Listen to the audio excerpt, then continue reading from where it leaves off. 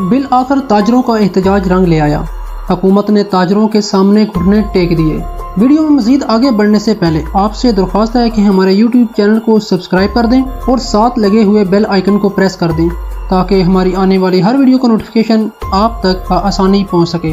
नाजरीन, जैसा कि मैं पहली वीडियो में बता चुका हूं कि हुकूमत की जानिब से ताजरों और दुकानदारों पर रिटेल टैक्स लगाया गया, जो कि वापटा के जरिए बिजली के बिलों में ऐड होकर आना था, जो नॉन फाइलर के लिए कम से कम 6,000 और ऑनवर्ड 2 लाख रुपए तक वसूल किया जाना था, और फाइलर के लिए कम से कम 6,000 और ऑनवर्ड 1 लाख रुपए तक माहाना वसूल किया जाना था। लेकिन पहले ही बिल के बाद ताजर और दुकानदार सर पकड़ कर बैठ गए और ताजरों ने हड़ताल की कॉल कर दी और बिल जमा न करवाने का इंदिया दे दिया, जिसके बाद हुकूमत और ताजर मुज़ाकरात की टेबल पर आए। हुकूमत ने ताजरों के सामने घुटने टेक दिए और हुकूमत ने 1 साल तक इस टैक्स को मौखर करने का ऐलान कर दिया। हुकूमत की जानिब से कहा गया कि 3 माह बाद ताजर और हुकूमत एक मरतबा फिर मुज़ाकरात की टेबल पर आएंगे और इसमें मुशावरत से टैक्स के हसूल के लिए नए कानून बनाए जाएंगे और 3 माह तक वही टैक्स लागू होगा जो 1 माह कबल चल रहा था।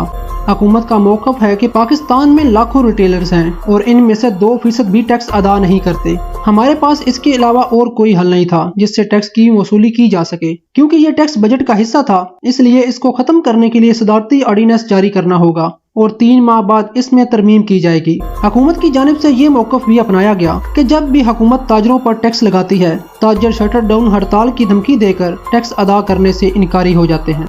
तो नाजरीन, कमेंट सेशन में अपनी राय ज़रूर दीजिएगा कि हुकूमत को क्या लाहे अमल अपनाना चाहिए जिससे दुकानदारों से टैक्स की वसूली आसानी से हो सके। मिलते हैं अगली वीडियो में। अपना बहुत ख्याल रखिएगा। अल्लाह निगहबान।